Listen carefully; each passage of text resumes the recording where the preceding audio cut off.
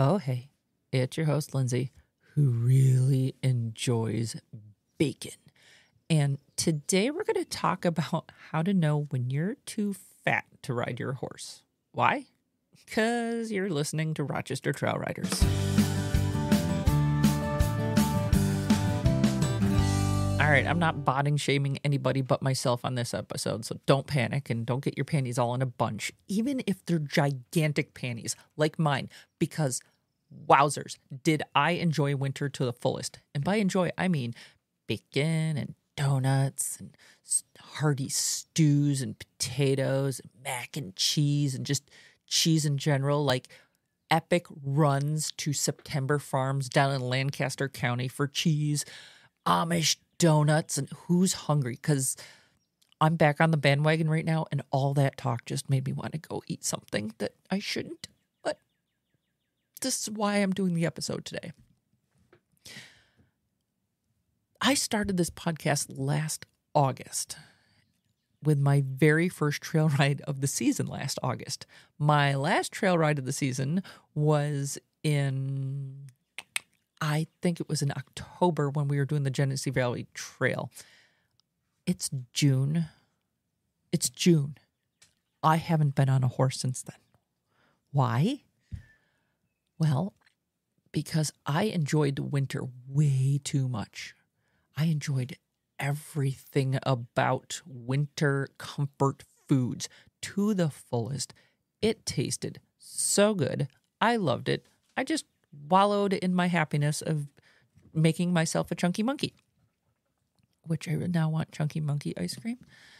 But long story short is, here, I'll even share the numbers. Mind you, I am 6'2", so my weights are a little higher than most, so don't panic. If you think you're a chunky monkey, just realize that what I'm about to say for weights is gigantica weight.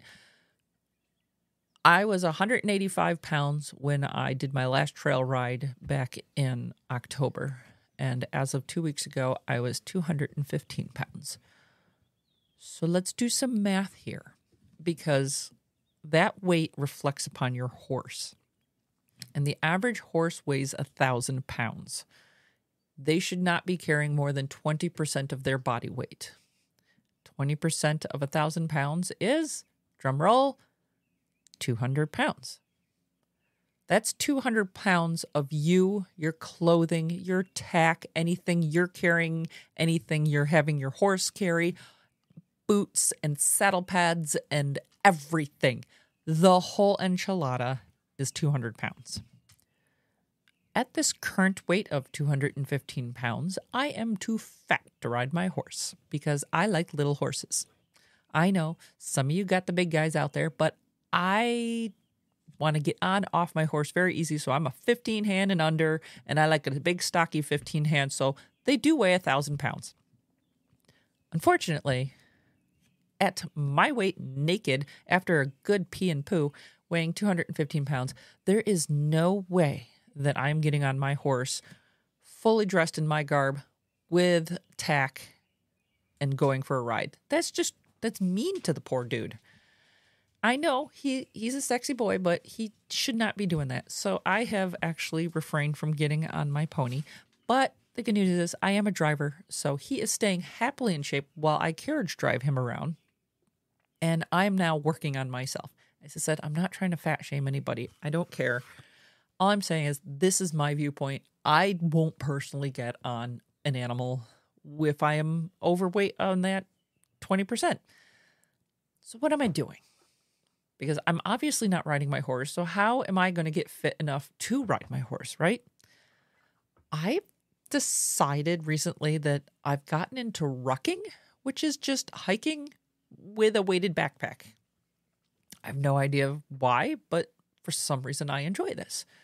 A couple weeks ago, I was up at Lake Placid for a conference, and one of those days I took off in the morning while it was nice and cool. Went out to the Adirondack Lodge, signed in, and like, let's go climb Mount Joe. In my 20s and in my childhood, I remember these mountains were easy. Especially Joe, I went with my grandfather. You just run up to the top. It's a great view up there. Easy peasy. It's like a highway to the top of a place with a beautiful summit view. And then came middle age. I have a new respect for my grandfather who actually made it to the top of this hill because it whipped me. It whipped me hard. Like I swore climbing up to the top of this stupid thing.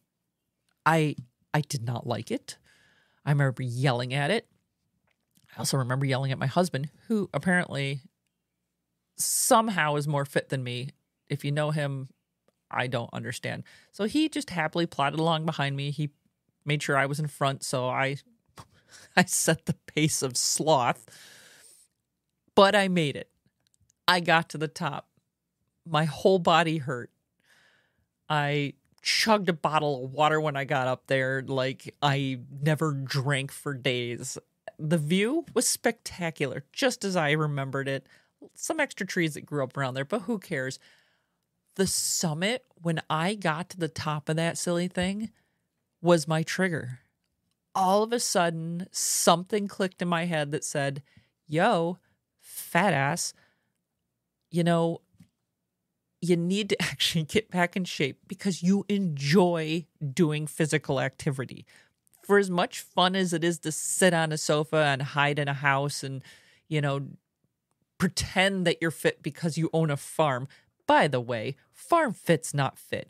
Farm fit is just your daily routine that your body is comfortable with and you're not stressing yourself at all. Yeah, you might do a hay day here and there because it's hay season right now and, you know, chuck around 400 or 500 bales of hay. That's one event. Your next day to do hay is not until second cutting. There's time in between.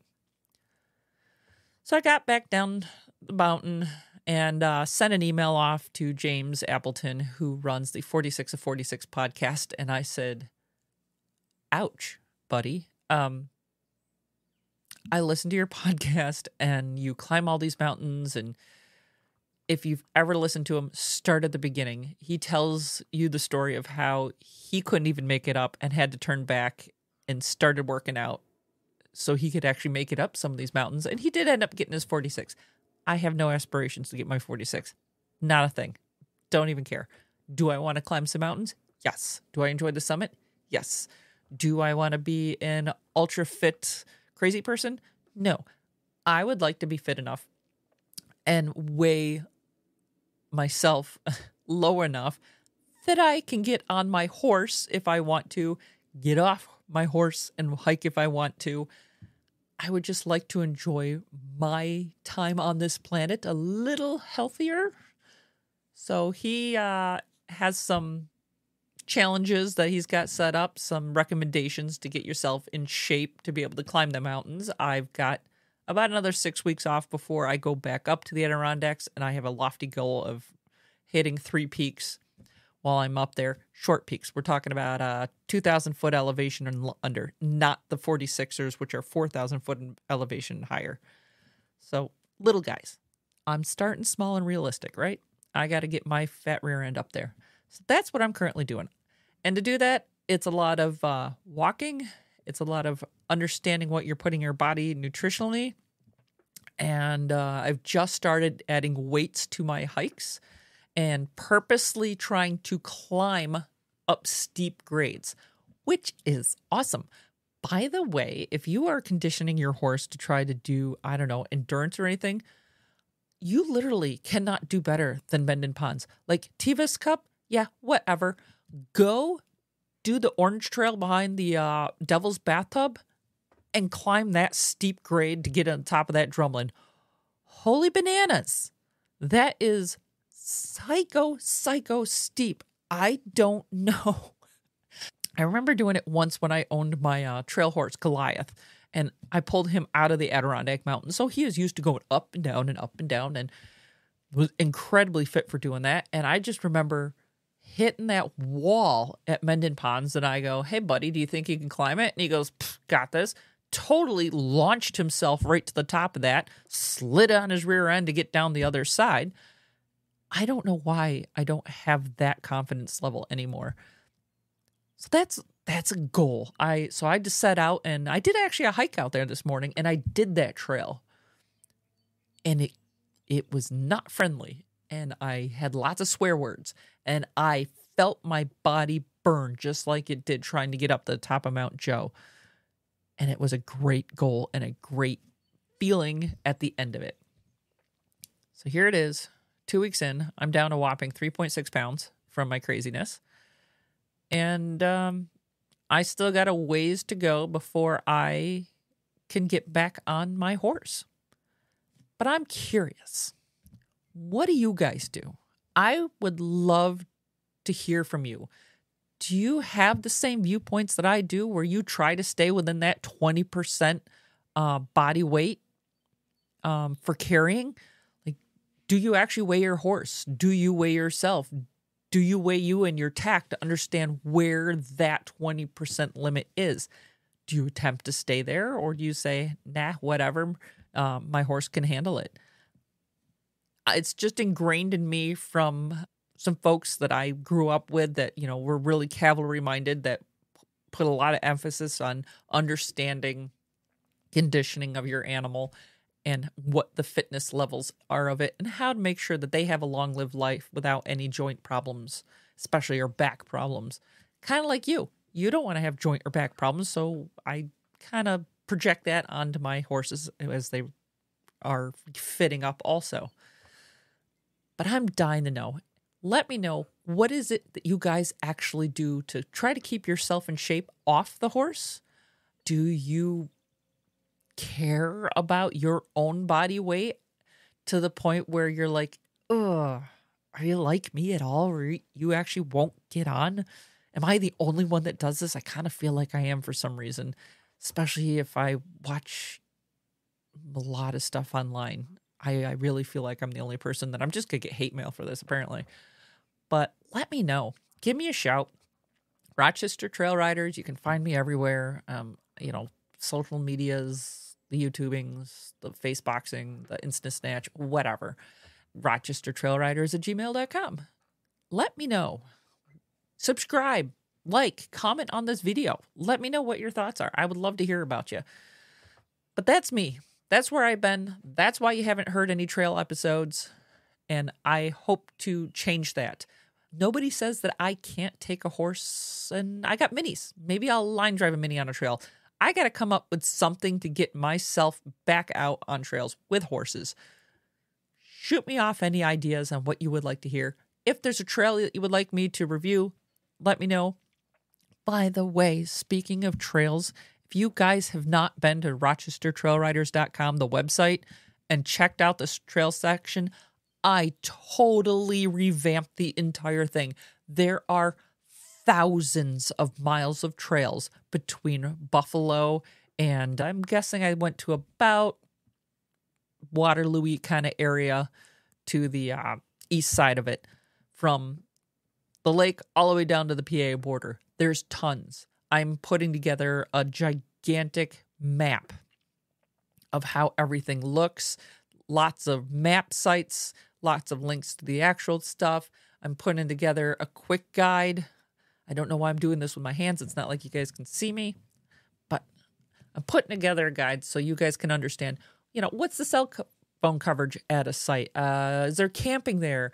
Great, it's a long trail. Are there any hitching posts so I can, hitch up my horse while I'm out there? Everything that you can think of. I asked the question a while ago, and I do have this list. It takes time. I mean, it takes like a year to put a lot of this stuff together. The amount of work that goes into even what you see on the website today was extensive. Weeks of research, weeks of getting everything on there, tracing out trails so you knew where things are, how long things are, what the actual website was for it, downloading all the maps so I have a physical copy so they can't go in disappearing land again. Lots and lots and lots and lots of information. So by all means, check it out. Well, that about wraps it up for the day, I think. I just want to keep you guys in the loop on a couple of things.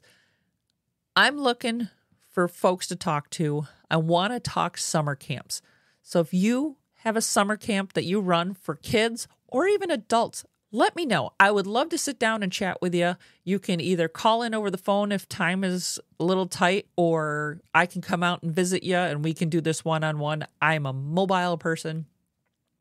If you want to talk summer camps for kids, by all means, get a hold of me. Let me know.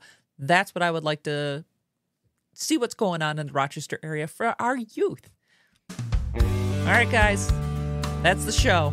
So, as always, respect the trail, wear a helmet, and clean up at the trailer site. Happy trails!